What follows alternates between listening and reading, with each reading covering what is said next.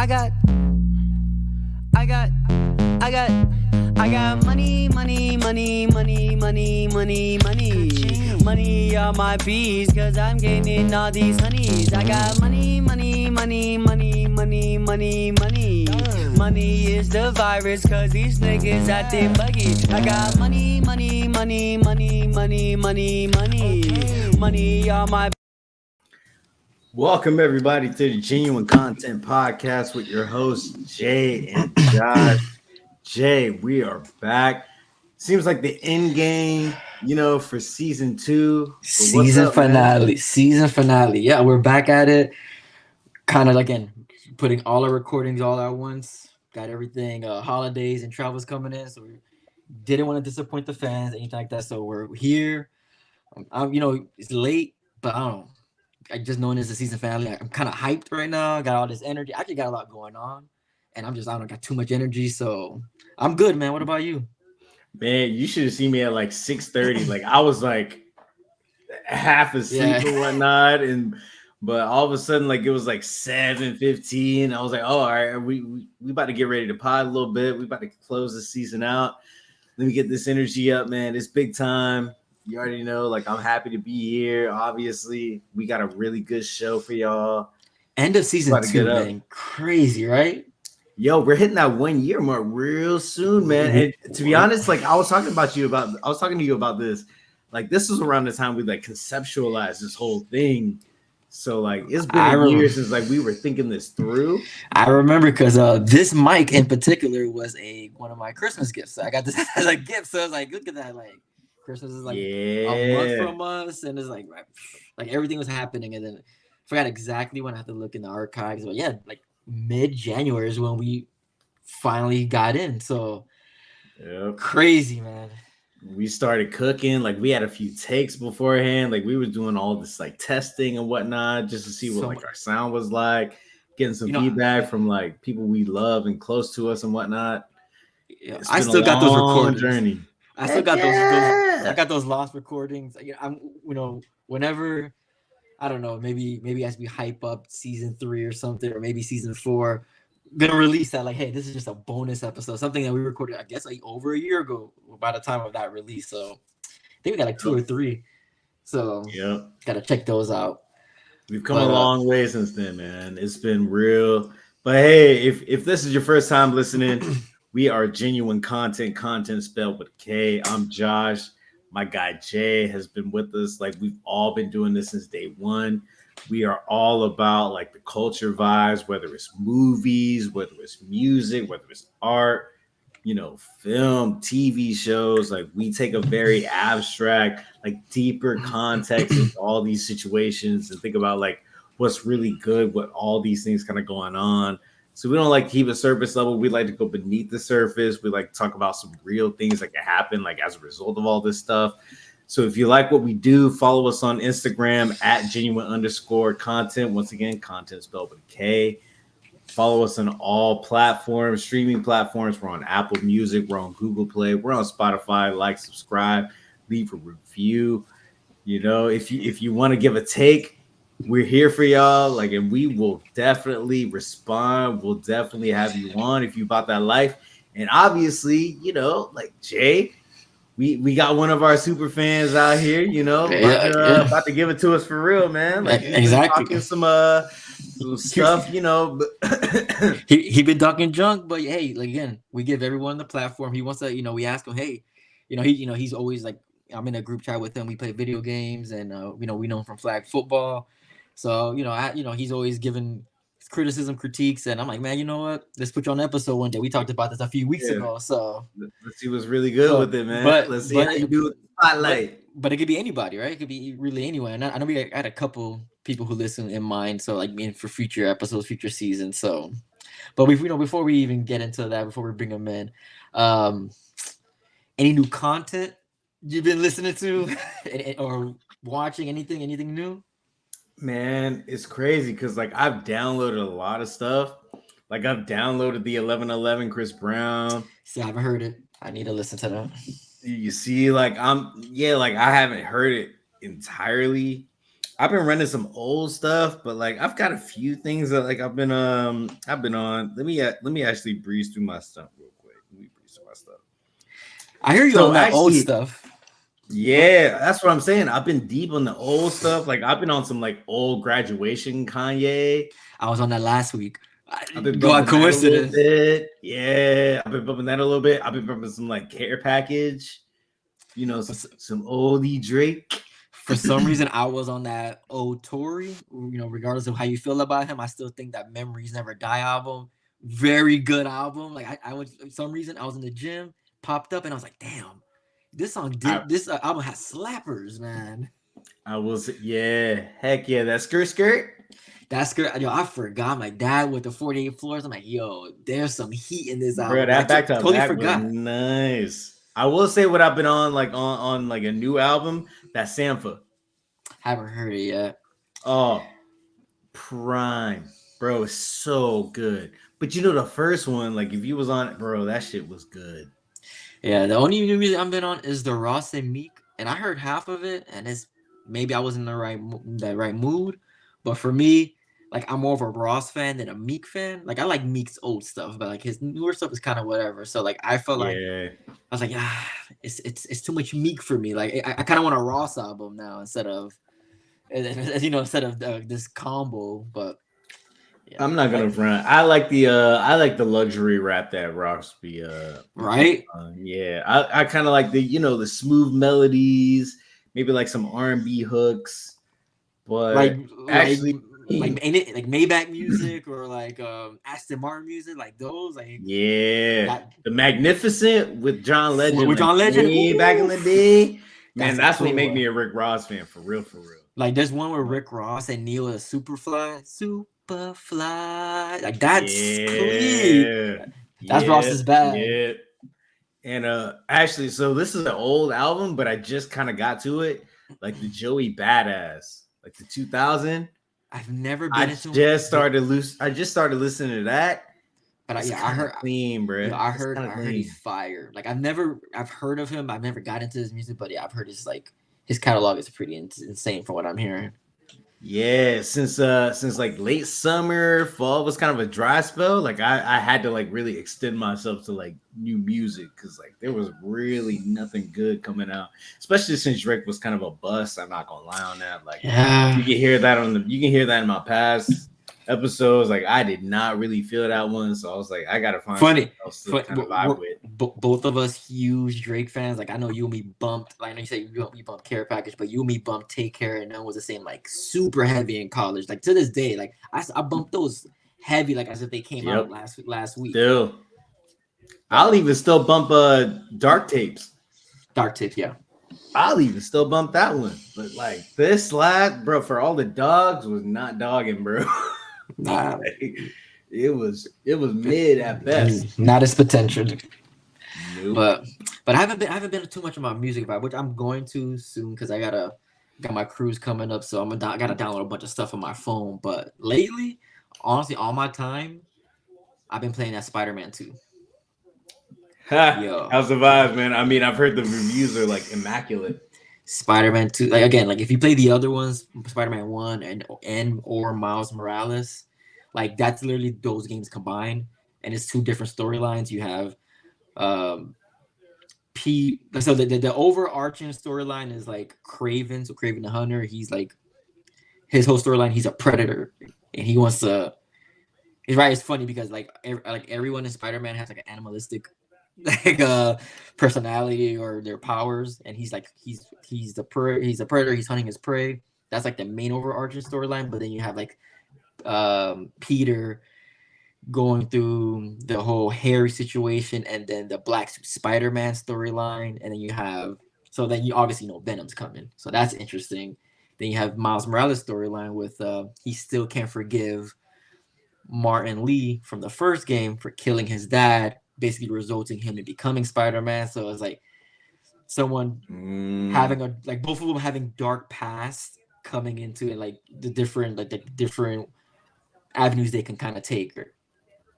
So it's interesting. So I've been doing a lot of that, and then I gotta put the shout out to this. I finally finished Attack on Titans. It ended last week. Oh my god! Like 10 years, right, of me watching Attack on Titans, and it ended. I know there was an ending. The ending is controversial. Like the ending was controversial from the beginning, from like 2 years ago. When if you read the manga, and like they didn't change much of it, but like I got half of the ending right. My prediction was half right, but like it's not a perfect ending, but it's if you're looking for a this happy ending, this show is not about like anything like that. This show is literally about humanity and freedom and war. And what would you do for your humanity? Like that's the whole point of the show. So like there can't be a happy ending. And like I'm not gonna go into like the depths of it in case anyone want to watch it, but like it's a dark show, and that final fight, the battle of Earth and Heavens, like that's a crazy fight scene. And like I like it's like the ending is like a movie. It's a 2-part movie, and after I watch it, I'm just like you ever seen that Pablo Escobar meme from Narcos where he's just sitting there, he doesn't know what to do because he knows he's about to die. That was me. I'm like 10 years. Like I've dedicated 10 years of my life to Attack on Titan. You're here. Yeah, you're here. And like after watching it, like that was like I knew before, I was like, this is probably my favorite anime ever. And after it finished, I'm like, this is definitely my favorite anime of all time. Like it's so good. I tell everybody, even if you don't like anime, this is a show that you should watch because it's much more to it. It's a show like, oh yeah, people are fighting this Goliath Titans, right? And it's just a stupid show about killing Titans. But then that's like kind of season 1, and then it's 4 seasons. But once you go to season 2, and it's like the twist behind the Titans and how political the show gets and how grimy people get and the corruption is like, oh, this is not one of these. This is not like a kid's show. Like, yeah, of course, all the killing, but it's like there's so much depth to this show.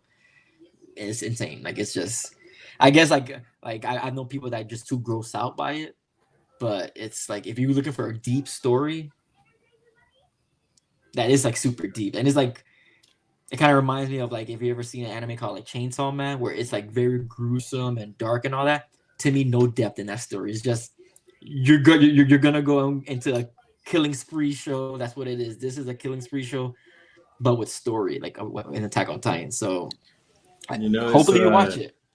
It's kind of crazy how like anime shows like kind of get like a bad rap, but like there's so much because it's cartoons. Yeah, but there's so much depth behind them that like if you actually took the time to actually watch and like really tune in, get the theme, then like you would be immersed in it super quick. Anime is better than half the TV shows out there, but it's the bad like I mean, without question, right? But it's I mean, there's a community and a culture behind it, right? And so like there's a connotation that kind of comes with that too. Yeah, it is like, what it is. Think about growing up where it was like you're a loser that liked anime, and like I was like I didn't really care about all that, but like I knew people that liked anime, but was kind of hush about it, like no, you can't really like anime like that. And now it's like it's the coolest thing in the world. Now everyone wants to watch anime. It's like man, that's because the coolest people always mess with anime from jump. Yeah, like, it is what it is. But they were ashamed of it. But I was like, it's. But then maybe it goes to like maybe your parents thing, because like my parents even now like they'll come in and like, oh, you're watching cartoons. I'm like, it's not. It technically is cartoons, but it's anime. Like it's different. It's not like watching SpongeBob or anything like that. There's like levels to it. Like anime could be very adultish. At the end of the day, you do you, man. Like, do you? Dude, we were just talking about Yu Yu Hakusho, man. That thing was hella adulty. Yeah, and it's about to come back with the live action now. Hey, Yu Yu Hakusho is one of my top favorites anime. So I'm glad that hopefully there's live action. That's like my big 3. I ain't going front. That's in the big 3 for me. Yeah, because right now I got like Yu Yu, Dragon Ball Z, and Attack on Titans. Like Dragon Ball Z. You got Attack on Titan, man. Ooh. I'm going. All right, so Yu Yu's in mine. Crazy thing is like Hunter x Hunter is in mine too. I love Hunter. Like Hunter x Hunter's top 5 for sure. I don't know. Damn, I just love Hunter x Hunter. It's so good, especially like the whole like the York the what is it? The York York City? New? That's my favorite. York New That's my City. favorite arc. That was nasty. Between that or the Chimera arc, like Chimera arc, like those are like the best one. But like the York New is so good because when Kurapika go against the Phantom Crew, he insane. mudded them up. He mudded them up. So good.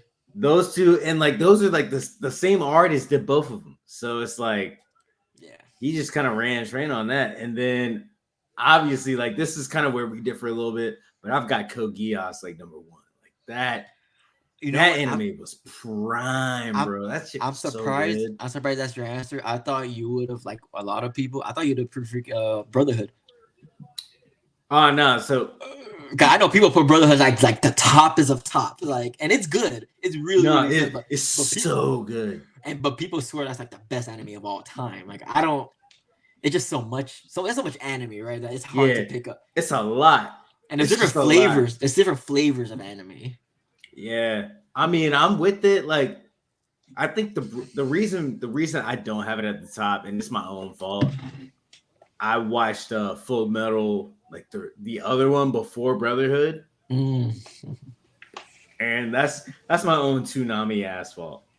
But hey, we can go in this for days, right? Like we'll do an anime episode one of these days. Yeah, we got a whole episode like that had nothing to do with this, so we got to get moving, man.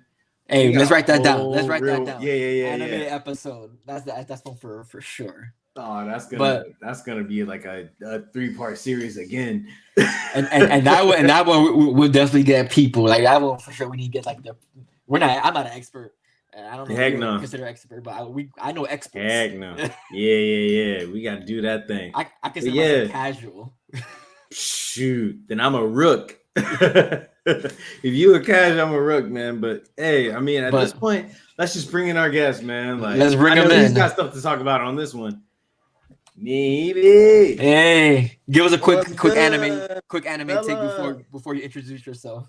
Ooh, hey. Top 3. You already know what number 1 is. Come on, dog. Number 1. All right, for me, number 1, Rurouni Kenshin. Favorite one. That's a good one. Dang, that's a good start. That's a really good one.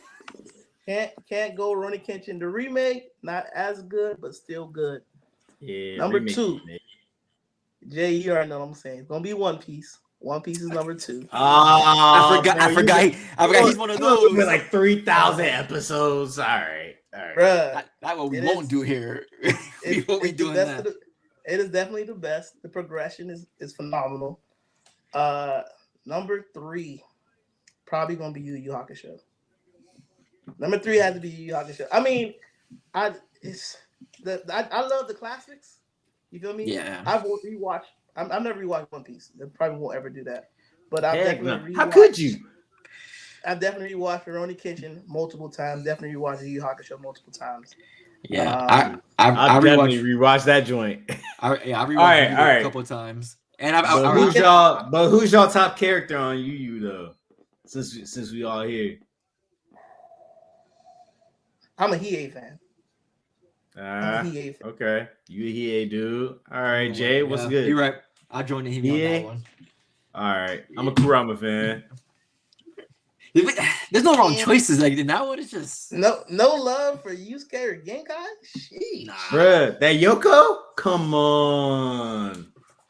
That Yoko was nasty, bro. Like, when it first showed up, still give me chills, boy. Yeah, bro. That Yoko was nasty work, bro. I was like, oh nah, you shutting this shit down. He's got it. He about to win the whole tournament. I would definitely say though, Yu Yu Hakusho was definitely one of the first animes that opened my eyes to like creativity of anime. Because as much as it was filled with action, and that's what really would attract people to anime back when we were young, it had that comedic aspect that was just. Yeah, I think you're right. I think that Yu Yu is what made me realize what anime can be. Because I think for me, what brought me into anime was like I'm gonna say Pikachu, Pokemon, right? Like that was technically like the first anime I ever watched. It's technically an anime. And it was like, okay, I got into Pokemon, and then I watched Dragon Ball Z and like Sailor Moon at the same time on Toonami. I'm like, oh, this is lighthearted stuff. Love Dragon Ball Z to this day. I rewatched it like 100 times. But then Yu Yu Hakusho was where it's like, oh, things could get serious right here. So, like this is where the I'm gonna hit storyline y'all. get depth. I'm gonna hit y'all with my honorable mention, and that's Inuyasha, right? And like, if you want that, like, and that was the one when like I was like a little kid, like that was the one where I was like, damn, these stories can really like get real, like, because that was like a very deep kind of anime for like a 10-year-old, 11-year-old. Like, you really like thinking like, damn, like you got like sibling issues, you got like identity issues, like. This guy's just trying to like, he's trying to be the greatest, but like he doesn't really realize where his place in the world is. Oh, but he's kind of got beast mode off rip. Let me get my honorable mention, and then we can kind of cut it from there. Yeah. Shippuden. Oh, come on, Shippuden. Bro. Not regular Naruto. Not Naruto. No. Shippuden is like, especially the 4th grade Ninja War. That is like animation, like at its finest. Like to this day, I haven't seen a moment that's hit me when you see Madara versus the 5 Kages. Like that is just like, I rewatched that fight multiple times because it's What about insane. the guy? What about the guy in Madara fight? Oh, when he unlocked the gates, yeah, that's up there. I don't know. It just Madara single-handedly just taking like, Kage supposed to be like the leaders, right? The strongest of your village, and he just handled them. And I remember, like, I'm not a manga reader, but I remember reading that manga, just that scene, and like the anime did not do it justice. Like, it's very gruesome how Madara just just murks them, just destroys them. As much you disrespect the regular one, I still, to me, my top 5 fights from Naruto, nothing ever beats Rock Lee and Gaara. Oh yeah, Rock Lee. Even I've seen that joint. That was a good one. The weights still hit me. Woo. I'm not a Naruto or a Shippuden person, but even that fight like gives me chills. Like that fight was like the one. Nah, because the regular Naruto is just like, it's so like kiddie, especially when you go to Shippuden when it's like 2 years later. But how much adult-ish it is. Like honestly, the best part of the regular one was that one, the Rock Lee versus Gaara, and Naruto versus Sasuke. Yeah. To see the one tail versus Curse Mark level 2 at that point. Yeah, because he had the yeah. So, but again, we should save this for another episode because again, we can easily just go on. I mean, we could just kind of trim this one and just make it a 2-seater. So, Nehieme, introduce yourself to everyone. Let us know your history with the pod, and then we'll go into the topic of the day. All right, y'all. My name is Nehieme Etienne. My history is with the pod. Jay had both told me about it in the group chat. One of my biggest things is I love seeing friends win. And I'm a big supporter of like friends going out and doing things. So if I have a friend starting a business, if your thing trash, I'll still buy. If that's a good friend. Podcast, I'll definitely listen. If you guys do anything, like I'm a very supportive person. So seeing you guys do this, seeing you guys taking this route, I'm a person that loves podcasts. So it came up when you guys mentioned, like, hey, I take long drives a lot for work.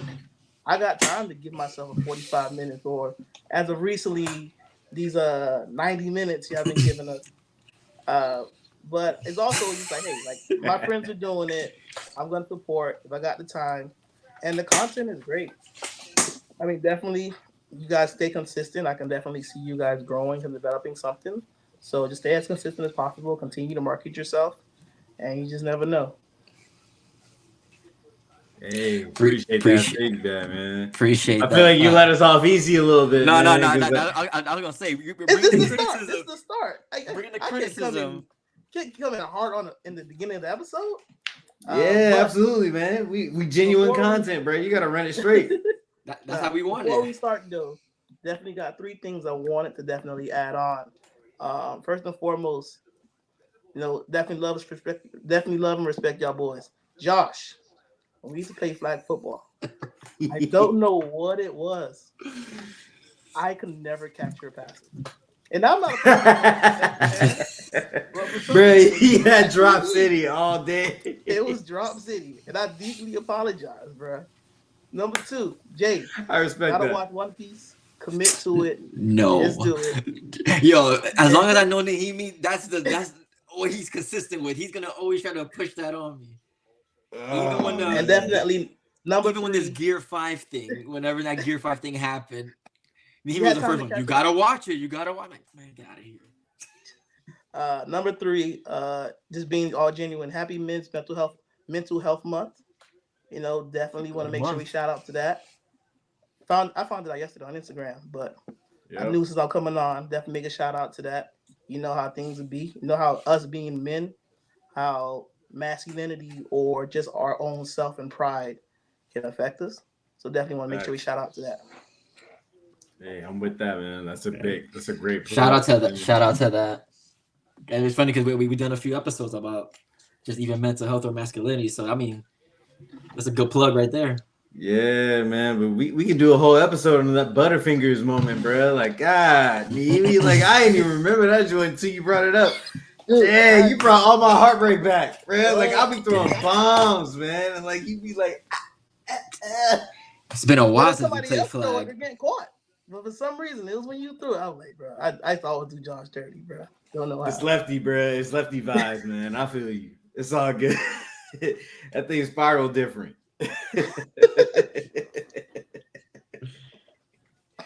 Hey Jay, you was out there a couple times with us, man. Like those flag football days was fun. No, toward the end, that's when I think toward the end I stopped showing up too much, but that's because I got my work schedule. But I mean, we did that for 3 years. Yeah, good cardio, man. That was a movement. It went from basketball, and then we just transitioned somehow to football. And then and they got intense. And everybody got the gear, the massive flags. Like we had like a whole gears on deck. We had like cones. Yeah, man, that was nice times. But hey, Nehieme, man, it's glad to have you here. You know, it's great because you know, it's kind of rare to have opportunities where like you have men sit down and you kind of talk about like real things kind of happening in the moment, and like we're kind of all in like the same area of our lives, right? Like we're all married, and I'm like the youngest in this group, but like, you know, y'all been doing this for a minute. I'm kind of like, you know, coming in behind, and now at this point I can't consider myself a freshman. I'm about to hit a year soon, you know. Already? But yeah, man. Yeah. March. February, March, man. Like that's about that time.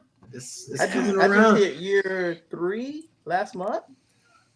Ooh-wee. Damn, I just hit year 4 a few days ago. Hey, hold on, y'all. Hold on. Whoa. Y'all gotta get more grades then. Dang, man. Like, what's up with y'all? Well, I mean, I'm gonna feel old. But you learn to manage it, bro. After year 1, I'm gonna feel old. Year 4 of marriage, but year 14 of the relationship. So it's like, oh yeah. You've been in there deep, man. I haven't been a free agent in forever. Yeah, you know your part. You know your part. Good choice. Absolutely. Oh no. We just talked about in the last episode. I don't want to be single in this dating pool. No way. Man. Is that a transition into the topic? That wasn't, but no, that was just a shout out from the last episode. It might as well be. Yeah, might as well. It might as well be. So Nehieme, you saw that list. Like, what you think about it, though? Definitely going into the list. There's places that sure you shouldn't take a spouse to, right? Or a girl, or a first date, right? It was like church. Like, I'm a religious person, but church ain't smart, right? Waffle House. Granted, Waffle House is a great place, but it's not an easy spot. You feel me? Yeah. But some of the restaurants, even if they're like chain restaurants, I have no problem with 100%. First date. Olive Garden, cheesecake, Red Lobster if need be. The purpose of the first date is not to show off or flex or anything. The purpose of the first date is to get to know you.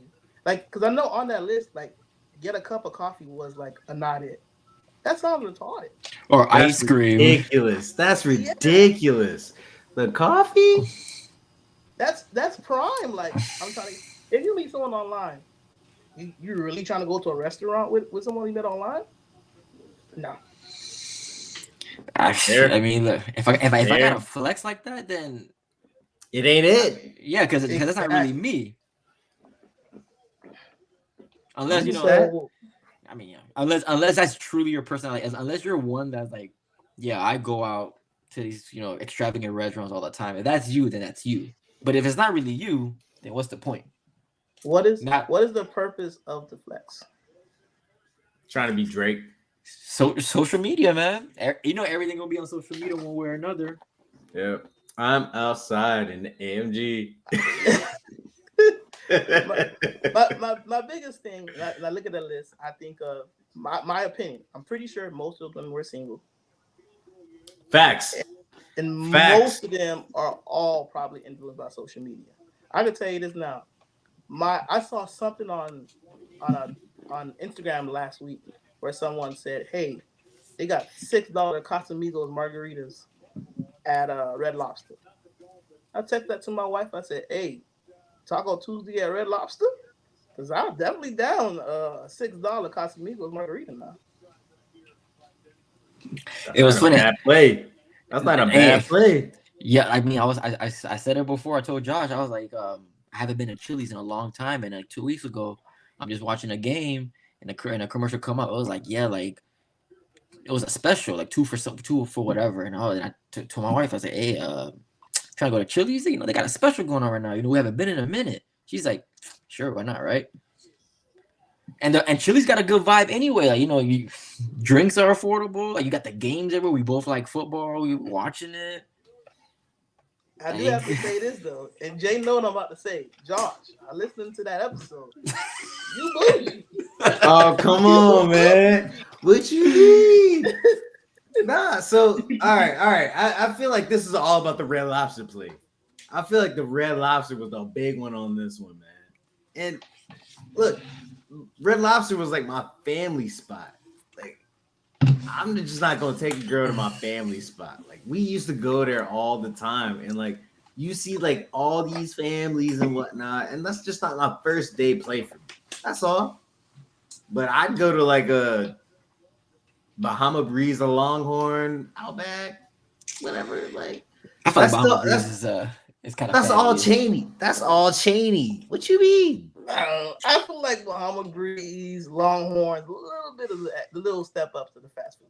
Not the amazing step up, a little bit of it. I feel like Red Lobster is definitely on that lower tier, but still, I would go. If I've ever been like, hey, I'm in the mood for some seafood, or I want endless shrimp, I might make a trip. Well, I don't know.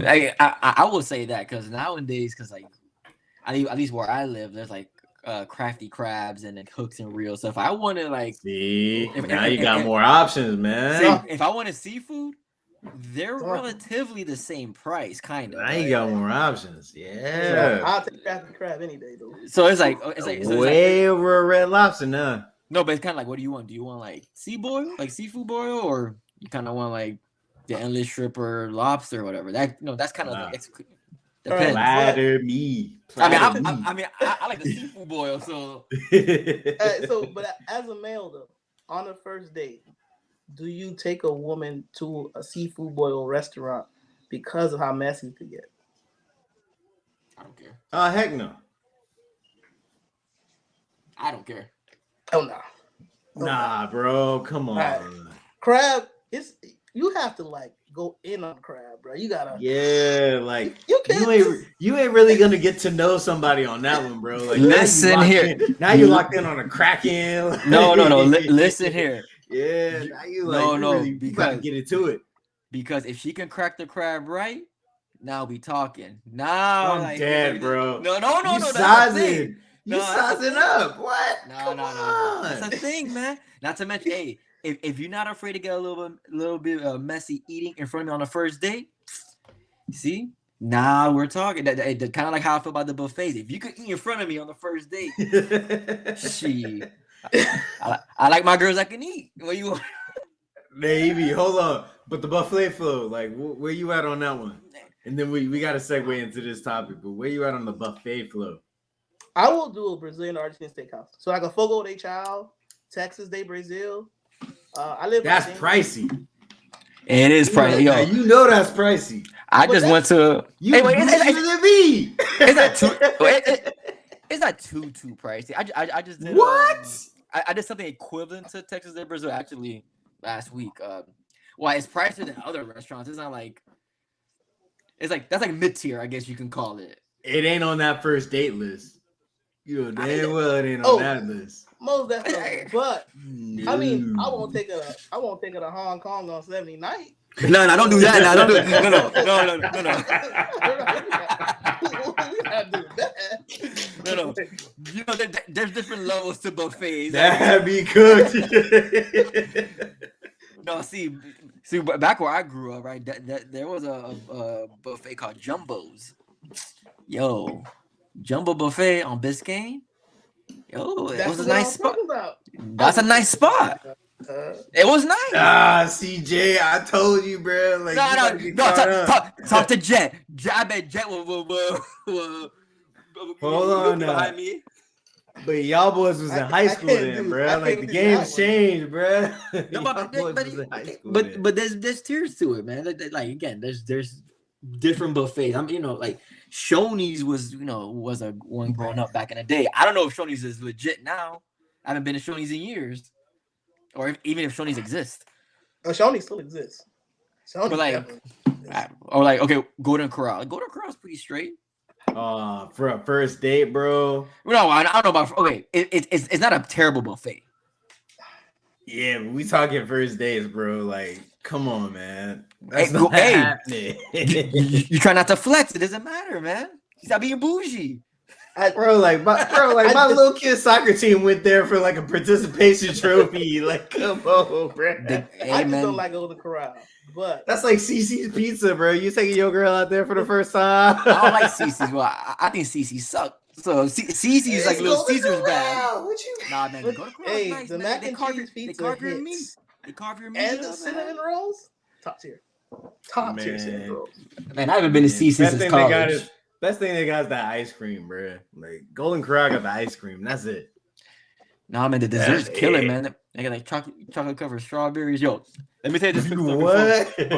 Let me tell you this quick story before we segue about Golden Corral. This is hilarious. So this is the weekend of my wedding, and Josh was there. Remember, like all of us was like all my friends, our guy friends, was here, and we just like all I really want to do is just kind of grill it up. I just want to kind of chill.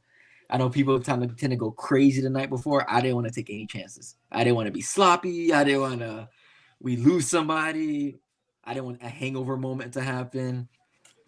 So I was like, look, man, let's just get some brews and we just grill it up here. And then I remember my brother brought his girlfriend, now wife, but at the time girlfriend. And then my parents were there. They was like, oh, this is a guy thing, which is I guess they made a joke. We're not invited. So they just left. So they left, and then my goddaughter went with them. They went to Golden Corral, which is like, it was a couple blocks from me at the time. And the story is, like, they couldn't find her. It's like, yo, where's Tiana? Where's Tiana? Man, they had a chocolate fountain, and she over there just killing the fountain.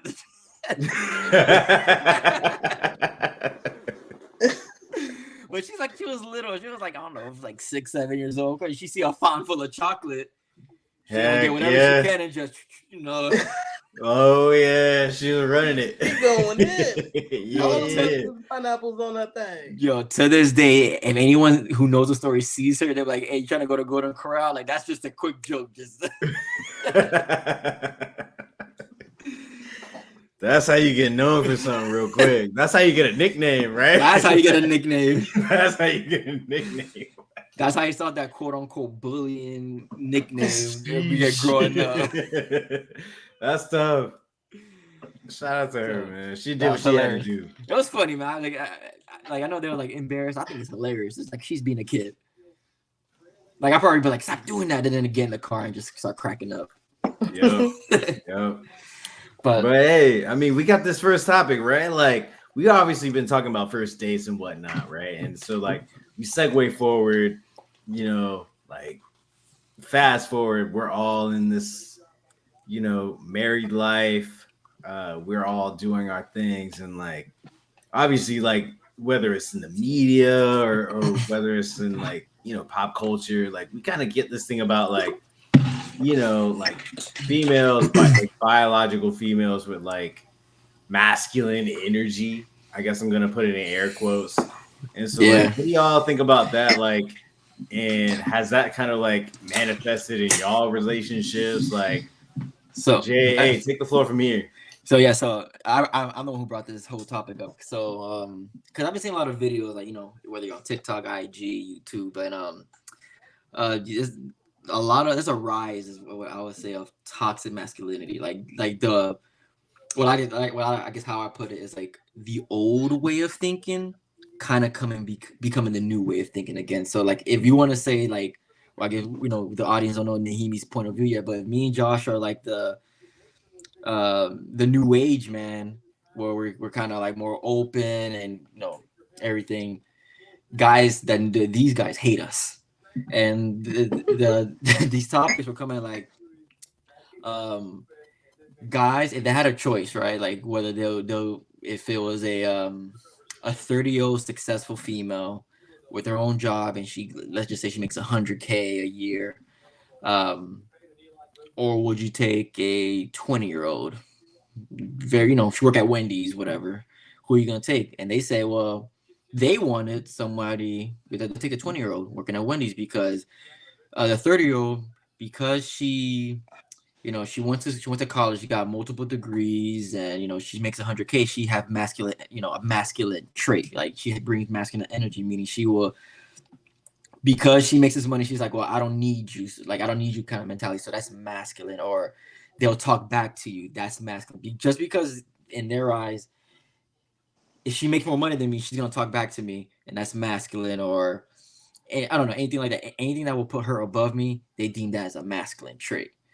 And that's the thing that's going on. Like, a lot of guys are bringing that up. Like they rather just have not just sound bad, but like I rather just like have a dumb female, not question me. I'm the breadwinner. I kind of feed into the relationship, and basically you're just gonna take care of the family at home. Like I'll like you have all the kids, don't work, and just do as I say. Do as I say. Clean the house, feed the kids. I'm the breadwinner. I bring the bacon. Shut up and make me a sandwich type thing. So like that's what the new guy that's what's bringing up, because they don't want, I guess, being challenged is kind of like a masculine trait. Or I guess how I would interpret what they're kind of saying. So yes, what do we think about this one, man? Like this is a very interesting question, right? Especially since like the Barbie movie just came out, right? And like this was like classic of all this stuff, right? Like that one definitely did add it up into it. But as when you were talking, and this is something that's been kind of sticking into my head, right? I think masculine traits in women has developed from the failure of men. That's a good, man. Damn, that's a hot take. I like bang. That. Right? Bang bang. And I say that because there's and when you give me your examples, there's so much pride in a man that makes them want a woman, which can be mean to say this, but that's lesser. Right? Personally, you give me a woman 30, got all this money, successful, smart. Oh, I'm taking that all day. Please challenge me. That's what I'm thinking. Hey, I don't think it's the smartest thing to do. Please tell me, hey, you done. Or please push me. What if I'm not at your level? But you kind of taking the back step, or you settling with me. Help me get to your level. Why would I want to be with someone that I quote unquote want to mold? And that's typically what the men want. They want to mold a young girl because that girl don't know nothing. And it's easy. That's the girl those 20-year-old girls are the girls you can take to Red Lobster or whatever on a first date, and they think it's amazing. because they're like, I work at Wendy's. You kind of proving my point though, Loki. I know. That's why I was smiling. I was like, yeah, damn. you gotta prove my point, boy. Right? I mean, obviously, like there's like standards and things, but it's the understanding of like I want someone to be on my level. And sure, is it hard? Sure, is it difficult to get to that person's level? Yes. But we trying to build something here. I'm not trying to build something myself and you just follow along. Yeah, I mean, like I agree with you because like this is how I see it. I got a daughter, and how I'm gonna raise her is you can get things like you don't have to rely on anybody. I don't want my daughter relying on anybody, whether it's a man or female, like whoever her partner is. I don't want you to rely on your partner. I want you to get a good education, get a great job, make however you want, and say like, I can do, I can do me. Like I can do. Like I don't need like someone to be super successful or anything like that. Like it should be like I don't need you, I want you, and it's like some is like. They kind of making this whole relationship super transactional instead of like truly feeling it. Like I want to be in this relationship because I care about you and this and that, not because well, I need a female. I want to have kids. That's kind of what your role is to me. And shut up and do this. It's kind of what people want these days. And as a lot of people get more like podcasts and social media, like. When the fact that these people are saying that gives like the what we call like kind of how like when Trump was saying all this racist stuff and people were like, I can't believe racism is back. Like no, racism was always back, was always here, but they just needed somebody to speak up for them. So now I can be loud again because future president and president is racist and have these racist tendencies. It's kind of like I feel like what's happening now where people on platforms are saying all this toxic stuff. Now I can say too, you go on these chats and it's just, yeah, man, this guy, like F these girls, and you put them in their place. And I've seen podcasts where females saying like, shut up, he's right. Like, this is what we need to do. Like we're, we need to bring femininity back. Like stop being a hoe, stop sleeping with 100 guys that devalues you, blah, blah, blah. Like, why does it matter type thing? This is a very interesting point. What? That's where I feel like, so like I know you guys are very open to that, right? Like you guys are very like new age, very forward. Like I think I'm a person that sort of stems in the middle, where like I do love and support the new age. Come on, if you're a woman, you working, you doing your thing, go ahead and do it. You feel me? But I do like and appreciate some traditional aspects. And I think sometimes if there's no balance to it, then that's where it just gets insane. Yeah. So actually, Nehieme, I'm gonna lean towards your initial kind of take on. I kind of agree that like this new wave of masculinity in females is kind of like an indictment on males, really. And the way I see it is that like, we have kind of gone to a place where we've kind of lost our identity in like the world because there are a lot of, actually, if you really think about it from an educational standpoint, right? Like the highest demographic of educated individuals are women, Black women, right? And so like, technically that kind of means like the majority of Black women are going to be smarter, more educated than your Black males, right? Who are incarcerated, who have higher numbers of like, crime and not necessarily from like I'm not going to say it's like from a legitimate standpoint, but it's kind of like from a disparity standpoint, right? Like Black men are just kind of being like crushed just in society systemically. Same with like men of color, like across the board, right? Like we are being emasculated in so many different ways that I feel like females have had to pick it up, and you're kind of caught in like a very bad predicament sometimes where like which kind of stems from the single mother aspect. That's playing both exactly roles. where it comes from. Exactly. Like it all kind of comes full circle, right? Like we as men are kind of stuck because like we haven't had men in our lives to really like mold us into being leaders. And leaders does not necessarily mean shut up and just do what I say, right? Leaders just means like the burden of liability falls on you. If Mhm. shit hits the fan, pardon my language, Yeah, falls on you, right? It's not necessarily like you don't just play to like your strengths and weaknesses as a household, but like if push comes to shove, we got this. hmm And like men are not in that position to really take that mantle and take that stronghold. And it comes off as like projecting sometimes. It comes off as like toxic behavior. And that's where you get kind of toxic masculinity because there's no masculinity to begin with, right? Like exactly. it's twisted. And so that's kind of my take on it. Oh, we came to pod, y'all. What's up? Yeah. Shit. As a thinker, I mean, yeah, man. Like the whole thing is just, I don't know. Like when you think about your prospective partners, right? Like, do you think they exhibit any or inhibit any masculine traits or masculine tendencies that you have issues with, or you think that these other guys would have issues with that you think is just fine? I'll talk about this right now. Yeah. No question.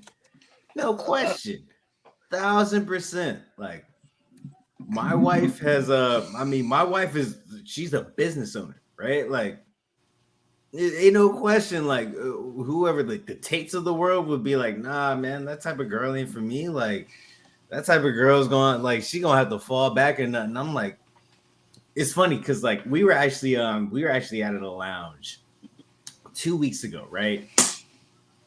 And this dude came at her on some disrespectful shit. And not to hit on her or anything, but just called her out on something. Like she was clapping at like something that was happening. And you know that type of I thing, know. right? Like I know you're talking. you know that type of energy, right? And like She wasn't having it. That's what that means. He wasn't with the shits. And like I didn't see what really went down, but like you already know whose side I'm taking, right? And so this dude was No like, matter what. hey, yeah, she's like, hey, little baby, like, why you clapping like that and shit? And I was like, babe, keep clapping, keep running it all damn day.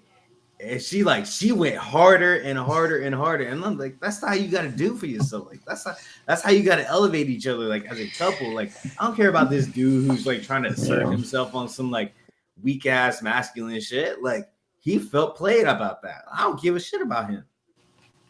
That was me and mine. So I was like, keep it going, queen. Keep it going, queen. This is what, yeah. He thought shit was sweet. That's what happened. Yeah, he thought I'd be like, yeah, babe, yeah, you gotta chill. Like, that's enough. I was like, nah, keep it going. Let's go. And even if she was wrong, that's probably something like if that was me, I'm like, okay, if she's wrong, I'm gonna still like do you play it up, right? When we get to the car. Hey, you know you're wrong on that. Yeah, right.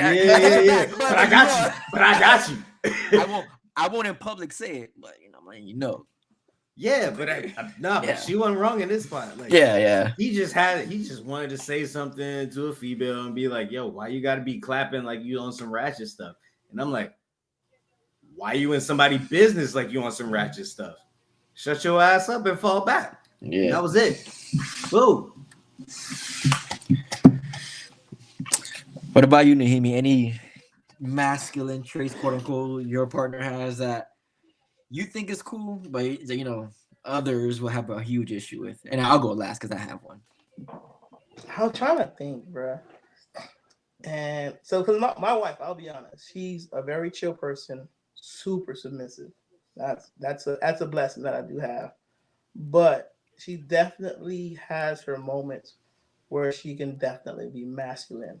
I will probably say, in regards to like toxic masculinity part, is that my wife is a person that no matter who you are, no matter what's going on, you talk bad about me, or you say something about me, she will defend me. You feel me? And she will get aggressive if need be, right? And that is something that like I wouldn't want my wife to sit back and not do nothing. I wouldn't want my wife to just be like, oh, okay. No, bro, like step up, stand up, defend yourself.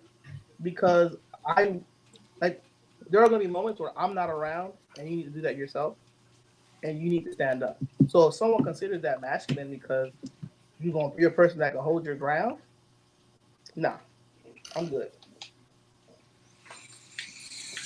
Okay. Are you on that?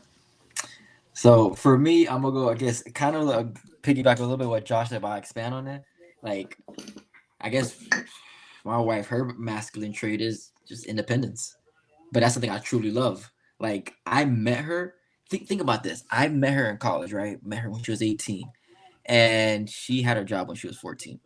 She's been working 4 years already by the time I met her because she needed to. Like, her dad didn't make much, and if her dad would provide everything that she needed, but like if she needed something more, like we talked about this the other day. We were talking about like cars, and she was like, yeah, like my dad like helped her get her first car, and she's like, yeah, he helped me with that, but he basically told her like if you want to help with like your insurance, like you're gonna need insurance, and I can't pay for that. So like if you want this car, it's gonna cost this much insurance. You're gonna have to work for it. And she always had that kind of mentality about like if I want something, I can get it, whatever. And I remember just when we was dating, and even now, like we'll go out to eat, and she just whips out her card, boom, and she pays because in her mind she's like, your money's my money, right? Like it doesn't matter, it's our money. So whether she paid for it this time, I pay for it next time. Like it is like it's not this whole split money, blah blah blah. It's like this is your income, this is my income, and we just really like. It's not like it's totally 50-50, but we're not really counting either. It's just like yo, like we went out and it was like, oh, you want like Dairy Queen is like our thing. Like we love getting ice cream together. And she's like, you want Dairy Queen? She's like, I'm like, yeah, I can do some Dairy Queen. And she pays for it because she was like, oh, I know who brought it up. And then same thing, I'm like, you trying to get something to eat? Like, I brought it up, I pay for it, whatever. But like it's always that, and it's like that's always her mindset. Like I worked so hard, I can get whatever I want, type thing. I don't really need you to get me anything. Yeah. And like that type of like, I love that independence because that's like, again, it's more when I'm in a relationship, it's more, it should be a I want you, I don't need you thing. And then, these guys hate that. Like these guys hate that crap. They hate that shit so much because again, it's more like, I'm not trying to control her. I don't want to control you. Like you're your own person. Like we don't have to be like we're compatible, but we don't have to like more than half the things. Like you like your things, I like my things, and that's okay. Mm-hmm. But now these guys are just full on control. You're birthing people, right? Like you just have like that's how they treat these females now. Like no, like when they bring up the whole thing, like I rather have I rather have a young girl. I rather have a 20-year-old because fertility, blah blah blah. Or another thing is she probably has a less body count than the 30-year-old. Like man, like insecurity must be a huge thing with these guys now because like again, like I know like I'm with Nehieme, I love podcasts, and we was actually off air talking about Nightcap, and I think it was I don't remember if it was Shannon or Ocho who said it, but I was like, yo man, I like a girl who's seasoned, right? Like, and it was so funny, but it like kind of makes sense. That sounds like an Ocho move. No, right? It was Shannon. He said it. I think it was Shannon, but recently they got the whole thing about Yvonne Orji being like a 39-year-old virgin. Oh yeah, I remember that. Yeah. And Shannon was like, "Nah, give me Miss B Nasty. I want that instead." like basically, he wants someone seasoned, right? Like someone who's been experienced, and like I guess he's not really into the quote unquote molding, but like I'm kind of like that, where it's like I rather like I don't like unless the body count is like super like egregious, right? Like that's not gonna be a thing where she's a virgin. And this person who's like maybe 6-7 years older, he has 6-7. Like your past is your past. Yeah.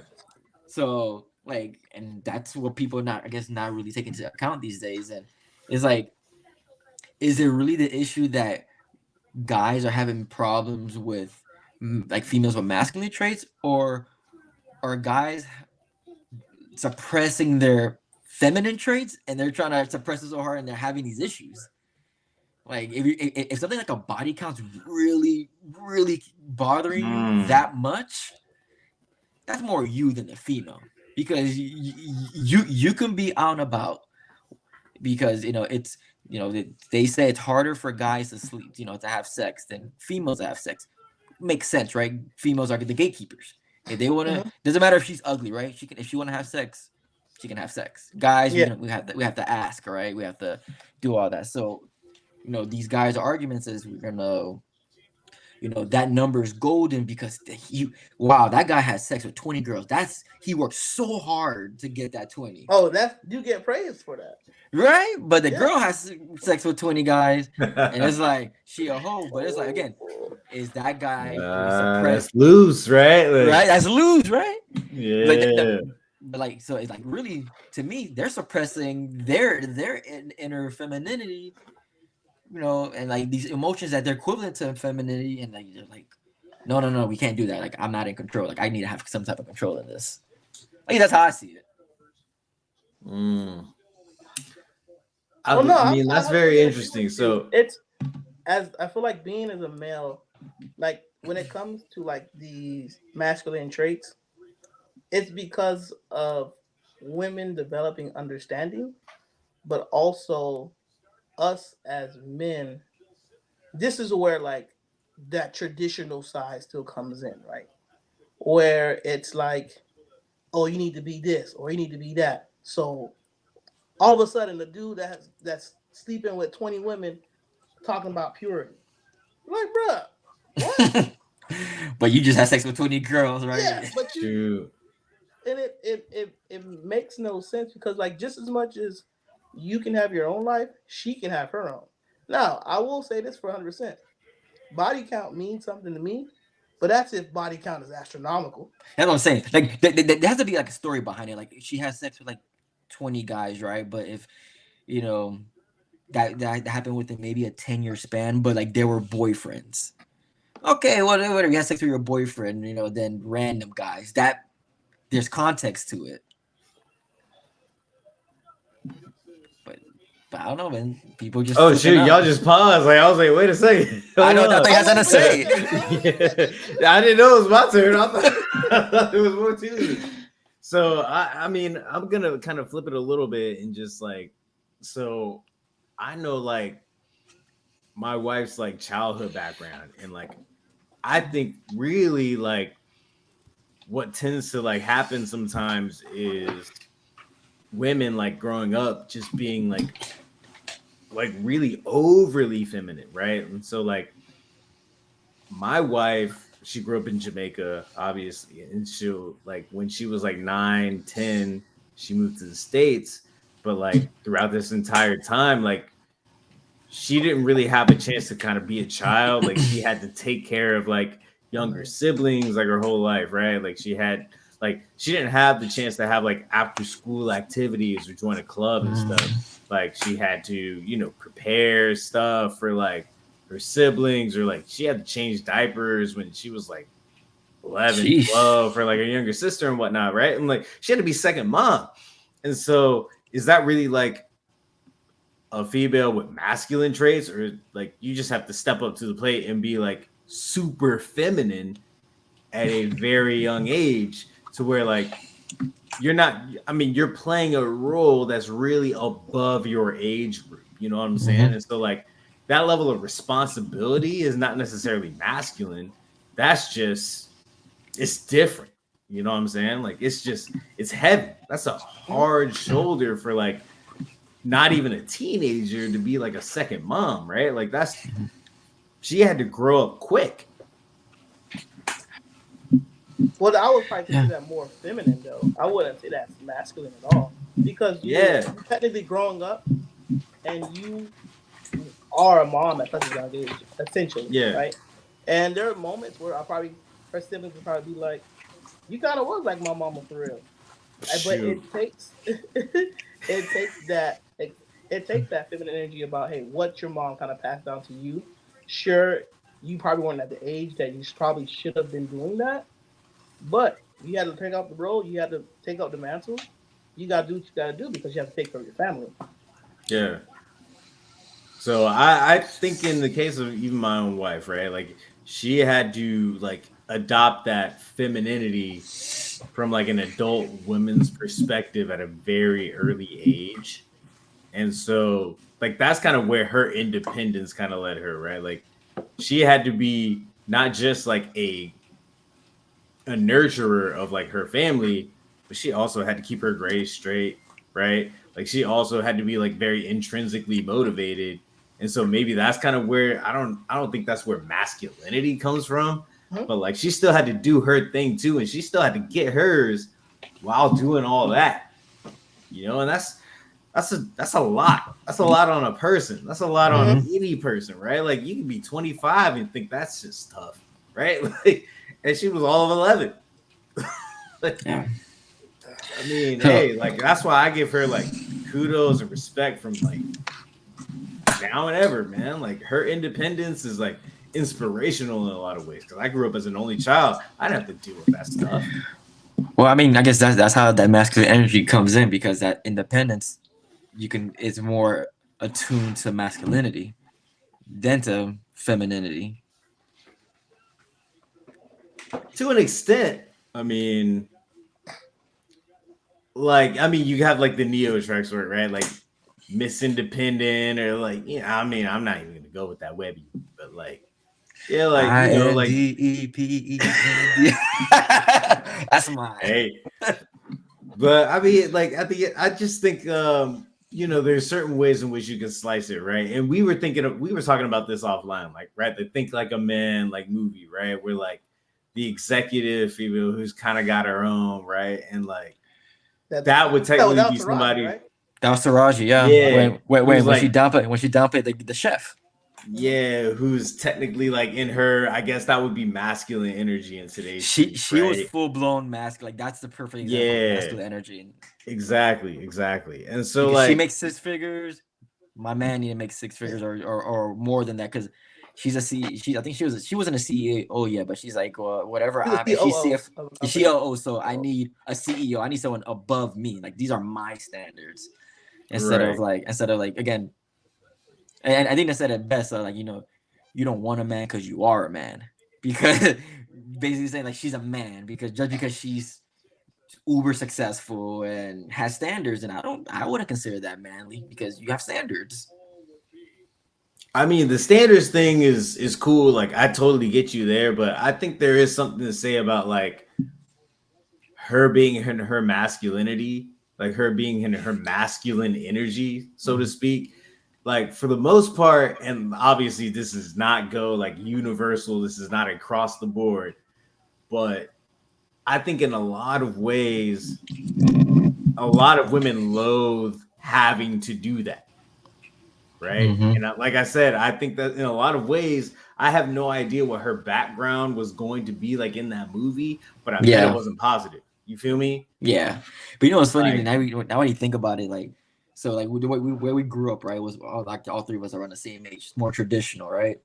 And then mhm. now I think about it in high school when Neo dropped Miss Independent, that's when the independence rise come in. The independent like Miss Independent / she got her own, and then it was cool to be independent. And that was a rise from like what was that like senior year for me and Josh, and then that rise, and then you got Think Like a Man that came out. What was it, 2011, 2012, 2011, 2010. and I Yeah, guess 2012 ish. Yeah, 2012 definitely. and I guess you could say that's where the peak because I guess Steve Harvey wrote the book, and I'm assuming he either had experience or he met a lot of people who had the experience of dating a female with masculine energy. That's like almost the trajectory it was going, and then boom, Think Like a Man coming is like, okay, well maybe it's like kind of an issue, and then it's still kind of going up a bit. Then you have these podcasts coming, and it's like, well, damn, was Neo right? Is Miss Independent being is that cool? Because girls were bumping that song. I mean, I like the song because I like Neo, but I know girls are like, yo, like that was their MySpace song. Like I'm Miss Independent. Like I got my own blah blah blah. But going into that, right?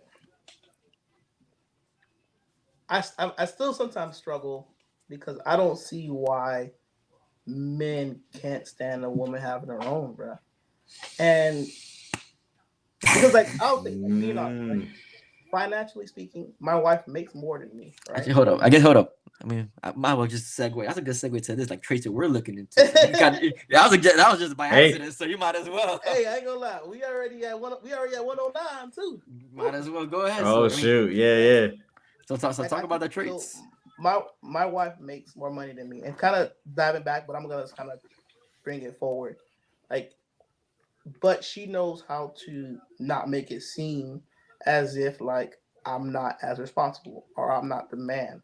Sometimes when it comes to, hey, woman does have that masculine energy, and she has it, but she flaunts it and make you feel lesser of a man. And I think it's those feelings that men have that they don't want to experience. The experience of feeling lesser as a man affects a man. And there are women that can do that to some people. Like, for example, if a man cries, you can easily have a woman that goes, "Oh, it's okay, baby. What's wrong?" Some will be like, "Stop being a little bitch." Bro, why Miami come through right there? Because that's exactly how girls are talking, man. Yeah, and but that is that masculine energy, right? Like, I don't want to see a man be weak, and that's because that woman is probably very strong or have so much. But that's a toxic trait. Like, allow a man to be weak. Allow a man to have to get in his feelings. Is it something? And that's something I would say I struggle with. It's hard for me to get into my feelings. But the rare moments when I do, I'll promise you say I'm a little B word. It's over. It is over. Hey. All right. But diving into traits that we look for in relationships. First and foremost, biggest thing, intelligence. I can't be with an idiot. Oh man, if we having a conversation, I need me some education. If I talk about politics, which I don't talk about much, and you just say dumb stuff, not it. If we at an event and every time you speak, I feel like I'm dumber, we ain't working. I love to talk. I love to have an intellectual conversation. I need you to match this energy on that part.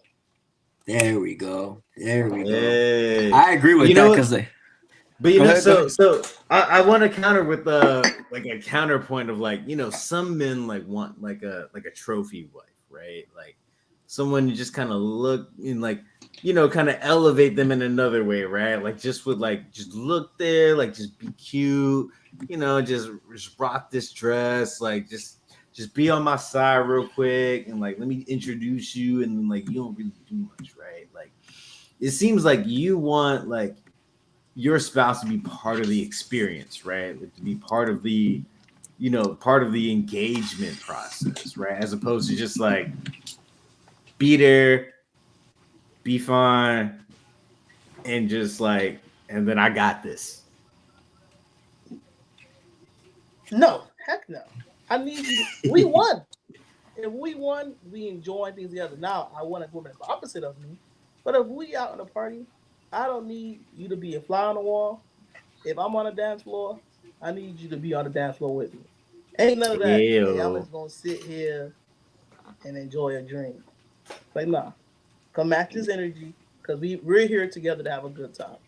And if you just sitting there being a trophy wife and just sitting there looking good, you're pointless. Yeah, I can't do a trophy wife. I feel that. I feel that, man.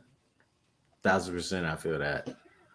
All right, Jay, you next on Let me give one. Let's okay, continue. Do this thing draft style. Okay, let me see. Dun, dun, dun, dun, dun, dun, dun. Let me see. So that was a good one because I would have picked that one, Nehieme. But for me, because I mean, yeah, education is big for me. What's a good one? I had it in my head too. Hey, I mean, if you add into it, you just add into it, man. Like, financial literacy. That's super important to me.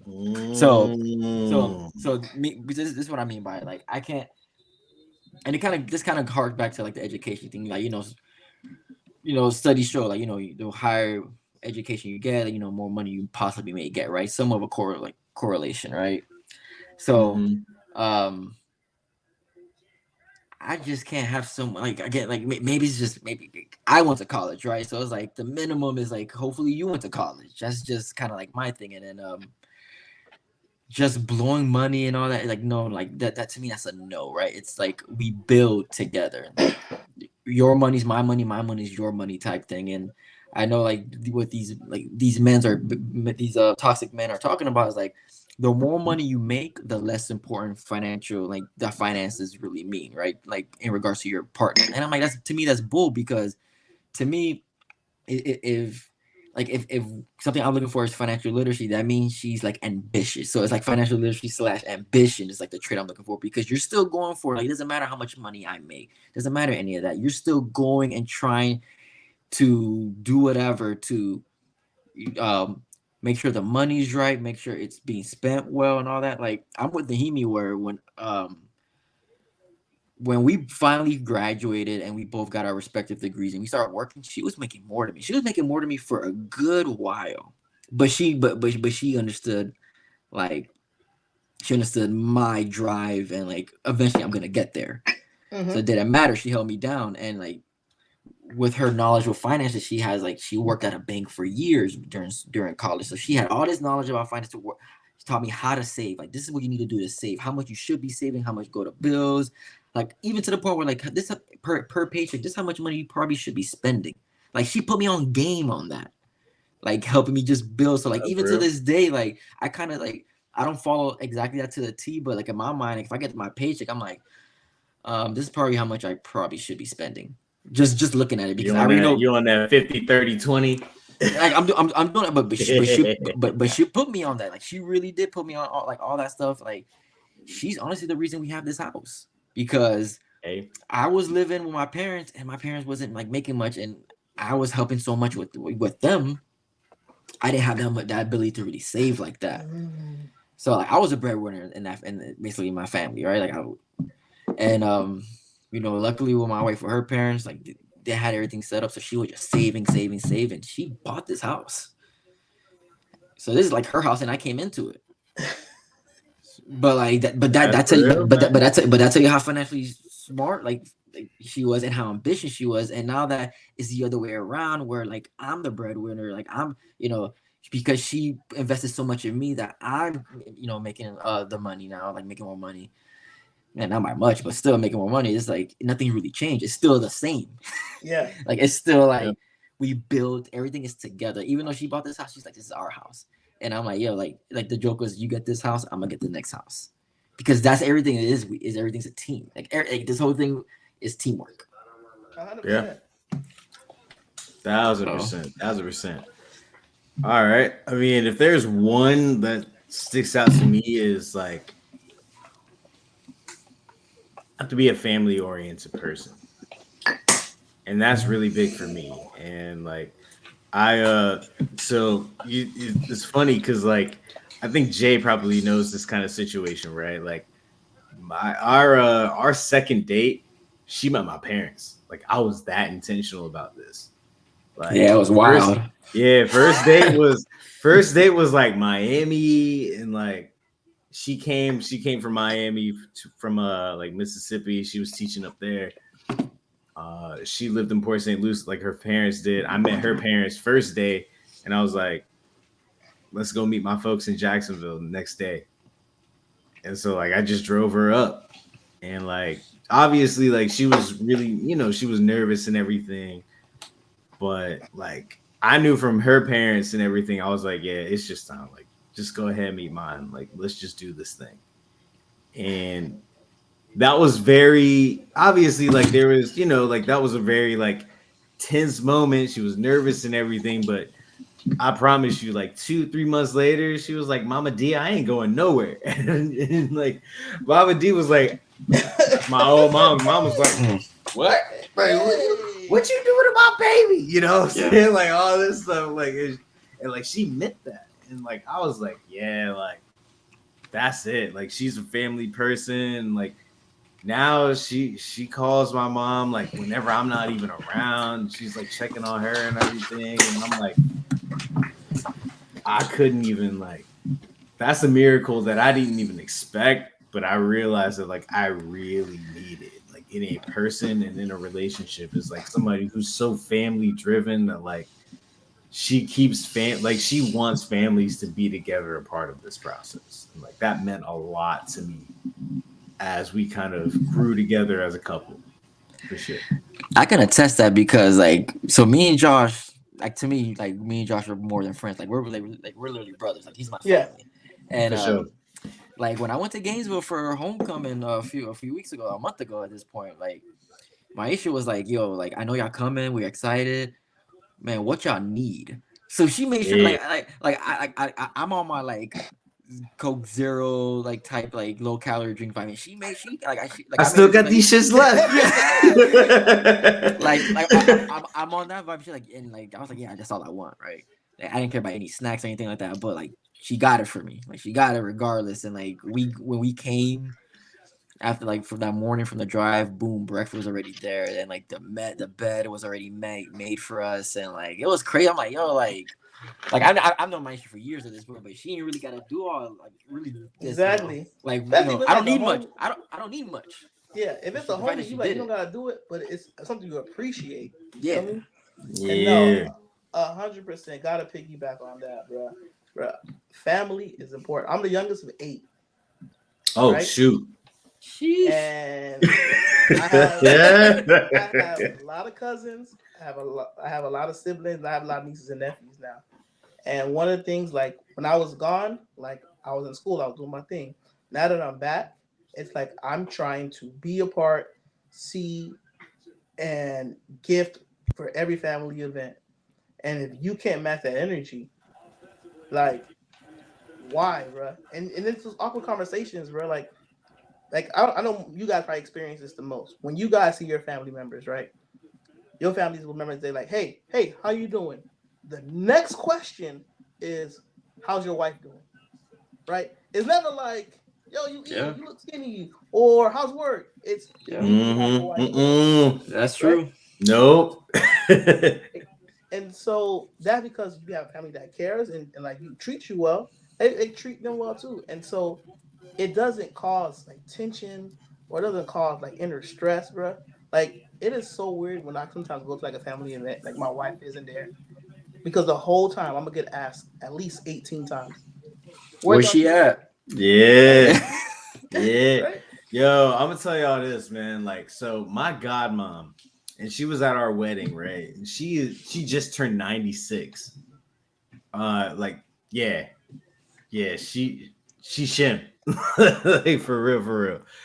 Like a few years ago when like we obviously like we'd been a couple for like a few years at that point, but like she had the chance to meet her when I graduated from my master's.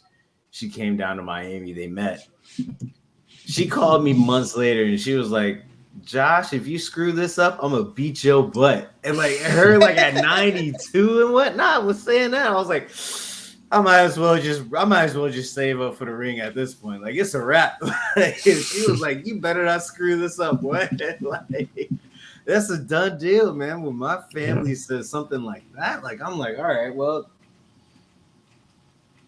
my search is over, obviously. Like they're like, man, like you elevated from this. We can see it. We can see it from you. You know, like you've grown so much just in a very short amount of time with this person that like you've transformed yourself.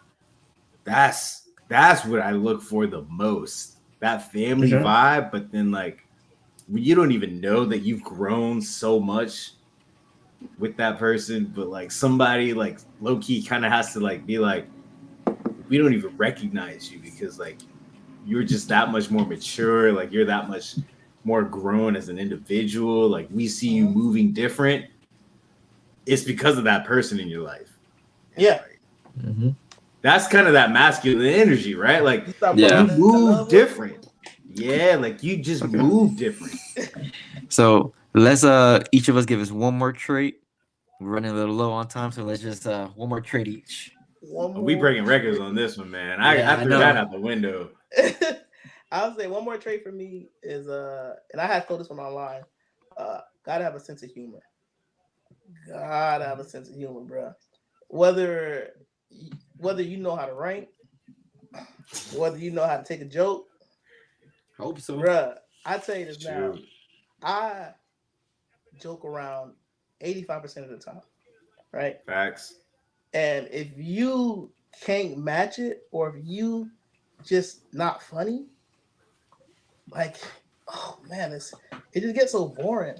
Like I will go around, I will do some dumb stuff. Like one thing is the year um when my family gets together now, right? I'm known for like always cracking jokes in the back, right? Now it's like known that it's like, yo, Nehieme and Rachel together in the back, they chuckling. What they saying? What they saying? And I'm not gonna lie. Like I said, I got a big family, and sometimes my family members bring in some characters. You bring in someone that ain't correct. That boy's getting it from walking in to walking out. And so you can't be the person to be like, nah, stop. No, we joking, we laughing. It's a whole 9 yards. Yeah. Okay. So I just want to say this real quick. Like, notice how none of us have said like how much money this person's making. Yeah. Or, like how like you know what I mean? Like how much materials like this person has. Like it's all about the internal vibes of this person, right? It's their makeup. You know what I'm saying? Like, and I think that's real, man. Like we don't care about like the bag or nothing like that. I mean the education, like you said, intelligence, and I think all three of us agree with that, right? Yeah. Intelligence is not just necessarily you went to college, it's common sense. Yeah. It's just like you're not gonna like show up and like make somebody look foolish. Yeah. But like they're all like intangibles, right? Yeah. Like they're not like they ain't sexy red vibes, I'll tell you that. I'll tell you that. Like, you know what I mean? Like, something's brown, something's pink. I don't even know that. Like, you feel me? Like, you gotta see it. Like, I mean, I'm just saying, like, it just I think like social media has like really bastardized like traits that So are what do you think- relationship. Like the money's gonna come, and that's the thing. Like Yeah. if you have a solid relationship, the money's gonna come one way or another. How it comes, that's it depends on you, really. Yeah. I just think it's like about what you build, right? Like, if you're on the same page as far as like your inner philosophy, what you really want to bring forward to the world, then the rest will take care of itself as long as you just like, you stay on the right path, right? Like, you don't deter. And sometimes that happens too, but sometimes you have your significant other to kind of bring you back on track, vice versa. If I have a last thing to say about traits, fun, right? Okay. Like, it's got to be, you got to be down to have some fun, like some adventure. Like, we want to travel. Like, we just don't want to be like stuck in the mud. You feel me? Like, beat me to it. Yeah, like we don't want to stay in the same place just once, right? Like, you want to experience everything that kind of life has to offer, right? And okay, it's funny because like she's a Sagittarius, and I guess that's kind of what Sagittarius are known for and whatnot. I'm saying no, let's not do that. Don't do that. Don't do that. Don't do that. No. That's all I know about it. That's all I know about it. You bringing in that devil talk. I'm saying we're not doing this. I know about it. That's all I know about it. You just be saying like, "Hey, she's all about adventure," and I'm like, you know what? She's a Sag. I'm a Gemini. We just the perfect match. Whoa. Hey. I'm a water sign, air sign. Get out of here. I don't know all that. But the first two were right. Yeah, I know that. I was gonna say that. I'm like, that's a funny part. You were right. John's birthday is like a week after mine, so I know we got to have the same. Y'all like the same week. Y'all be the same week though. Yeah, Cancer. So for whatever that was worth. Oh yeah, you trouble, dog. Yeah, okay. I don't even know. Bro, that's what everybody says. Like, you like Gemini. Oh man, you trouble, bro. I'm like, all right, bro. All right. I can't even defend that, right? Yeah. So I guess let me end off this trait. I guess both the traits I gave were masculine. So this one, challenge.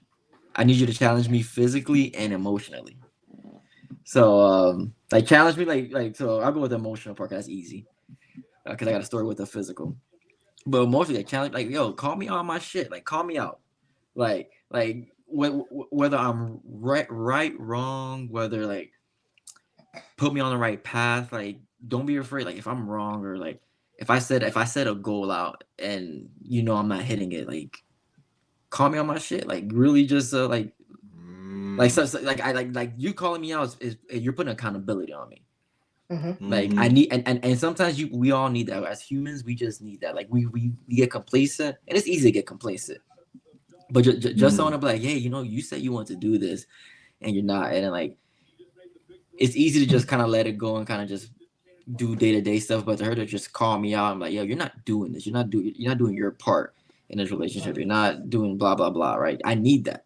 That's because real. we need that hard reset. And I mean, that's real. We have like once a month, like we call each other out, and like I mean, it kind of lead to arguments, but like whatever, right? Like sometimes you need that discussions. Ain't no thing about that. Ain't no thing about that. So and then I'll say this though.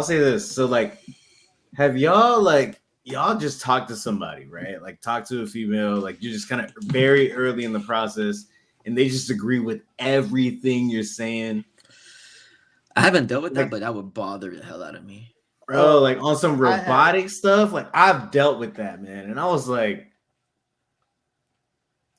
am I talking into a mirror or something? Like, come on, like this can't be real. Like, it's almost like, like you can almost like project like a Stepford Wives situation where like you just like like uber submissive to the point where like you don't even grow. Yeah. And I'm just like, I can't do that, man. I can't do that. Okay. That ain't it for me, coach. Yeah, that's nuts. Okay. So yeah, let me just finish this on the physical part because I know Josh looked at me weird when I said that challenge me physically. So I'm a very I was just joking, bro. I'm a very active person. So she's active too, like and like I know one of the things I've always wanted to do is like I always want to run a marathon, like and again just kind of goes to like the accountability, and it's like she's like let's run the half. I'm like, yeah, whatever, I'll run the half. But she was the one that she's the reason why I did my first 2 half marathons because of her. Like she's like, let's do it. She set dates, and she did all that stuff. And all I really did was create the workout plan. Like this is our training plan. This is when we're gonna run, how long we're gonna run, how far we're gonna run, and stuff like that. If I say like, man, you know what, I'm trying to get a little bit more thin.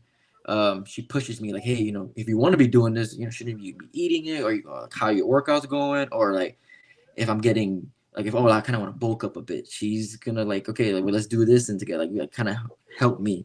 And she actually makes sure I do it. Like she will make more food or buy more food for me just so I can bulk up because she's challenging me physically. Like she's making sure, oh, you want to do this goal? I'm gonna help you do that. And she makes sure I eat a lot. And I bulked up, or oh, I'm gonna run for the half marathon. I'm trying to thin down a bit. She looked up and found meal plans for me, and she bought me meal plans so I can like lose weight, so I can shred my weight down, so it's at a comfortable weight for me to run into. But she don't have to do all that. But it's stuff like she's challenged me. She's just challenging me, and like, oh, like you've been running. I look at your shoes. You probably need new running shoes. Boom, like. I'll probably run those shoes down to clutch. Until the That's end of clutch. It, right? Yeah, because we don't be checking that stuff. Them, bro. We'll run them things dry. But she asked me, I was like, have up to like I think it's like 500 miles or something like that. Yeah, and then you supposed to replace them or something. But she'll ask me, or like after every workout, like how was that workout? Like, oh, it wasn't that good. Like, well, why wasn't that good? Like, what do I need to do next time to make it a better workout? Like she. Again, kind of the whole accountability thing. So she pushes me all the time. Dang, Camilla Sabin, relax. Hey, before the baby, she was like super, like she's the one that got my into Orange Theory, right? Like, yeah, you ain't lying, bro. Shoot, that's been a staple since. And then you got me in that thing for like a half a year, a little bit. And then Maisha, and then Camilla was for years trying to get me to do Orange Theory with her, like, and it was like It's tough. and she was like, for my birthday, can you do Orange Theory for me? Like, I want that as a birthday gift. I'm like, I don't like. The thing is with Orange Theory is I have nothing against it. Well, I think it's a perfectly fine workout. Like, I don't know. I work out for a different reason, right? Like, I work for like my own mental health and my own like I need that like solidarity. I just need me time, right? Like I just I need to put my headphones. Let me bump let me bump some trap, and that hours for me. For her, you know, it's different. Like she has goals, you know, physical goals and metrics that she needs to hit, and that's why she works out. But you know, but again, we can kind of keep going on and on. So it's an hour 35 already. Yeah. So, the longest episode to date easily, but what can you expect for a season finale, right? Season finale, so. Ain't nothing wrong with it. Ain't nothing wrong with this time, man. So, like, whoo, we gotta reflect with all this. Yeah. Oh man. I mean, just the cool down. This is where we start slowly sending off. Yeah, Nehieme, bless us a little bit, man. Like, what's your real talk? Real talk. Starting it off right now. Definitely great episode. Everyone here, anybody get a chance, please listen. It's gonna be continue to listen because the content is gonna continue to get better.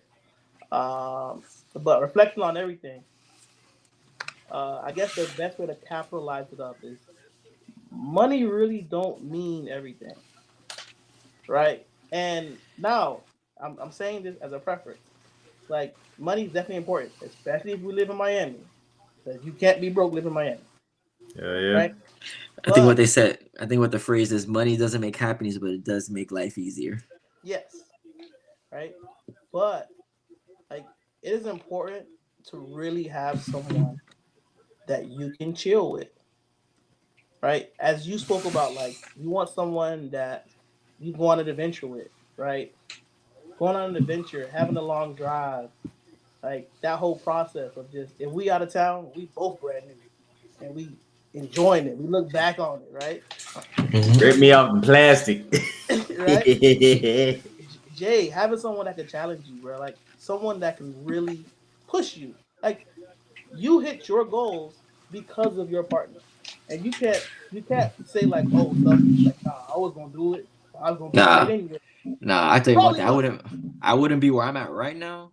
I would say that I'm pretty successful in my career. I wouldn't be there. Like she pushed me to that. Right? Ain't no dragging on this one, man. And I just think about like myself, like definitely, like I'm with someone that I can truly go and vibe with. Like I'm gonna go outside. I'm probably gonna put on a Buffalo game, watch whatever close game going on. 15-15, man. That's tough. I'm looking, right? But I can go lay down next to my wife, chill, ask about her day, enjoy the rest of the evening. You know, hopefully get lucky, you know, and probably just enjoy it from there. You know? This is a kids show. Some that punk.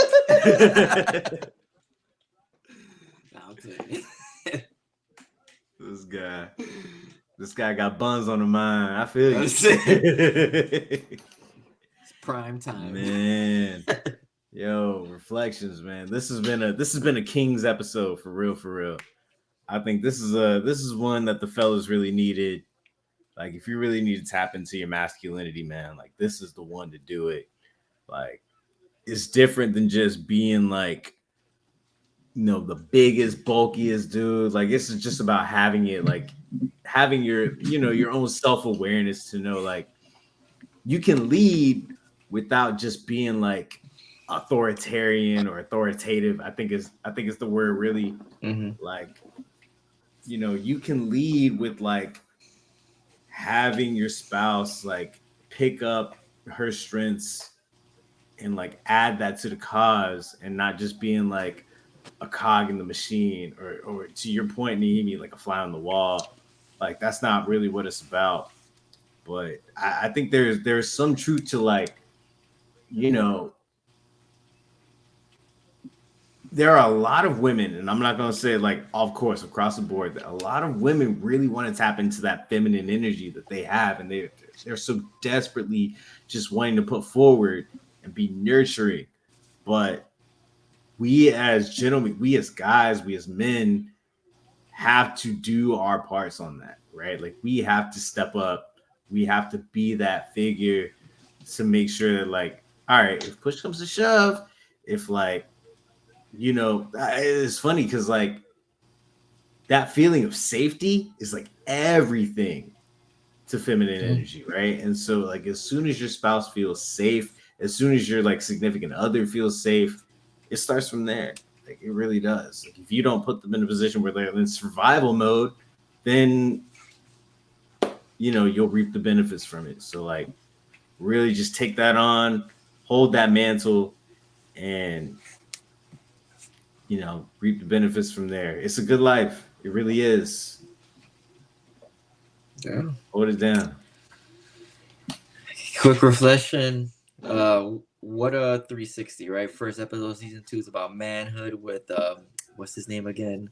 Oh, you're talking about you're talking about Asley.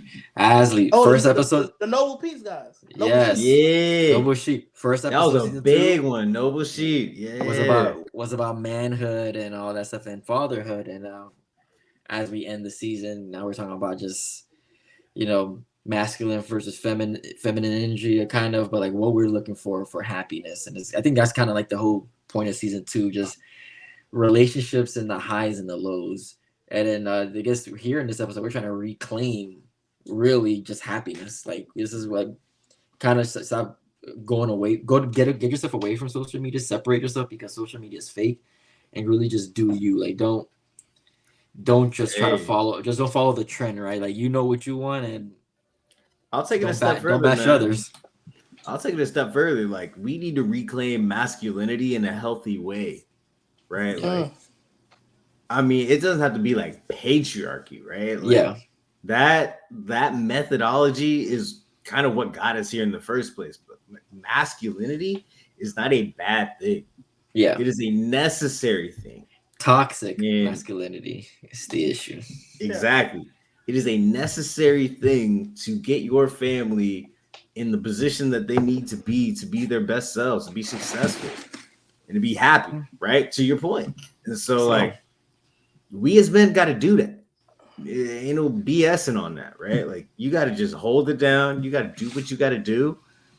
But at the same time, like, you have a support system, you know? Lean on that person. And that's really it. Like, but hey, talk to me if you disagree. You know what I'm saying? Like, if y'all in the audience, if y'all listening, y'all disagree, like y'all got other takes on it, by all means, let us know. We on IG at genuine_content with the K. You know, like our content, subscribe on any of our streaming platforms. Nehieme, now you are officially a friend, brother of the pod. We expect you on future episodes. Hey, just throw me in, bro. Just throw me in. Gonna put you in the fire, man. We gonna put you in the hot seat. All right. Oh, it was the hot seat with me, coach. All right. All right, man. We already got some coaches fired now, man. We already got some buyouts going on. Hey, but Jay, you got anything to take us out, man? Everyone, thank you for listening to us this long. This was the doozy of an episode. Thank you, everyone. Happy holidays, because this is probably come out around after Thanksgiving, before Christmas, Hanukkah, whatever your beliefs are. Happy holidays, and see you guys season 3. Good times for it, y'all. Peace. It's a wrap. Just get the fuck out my face.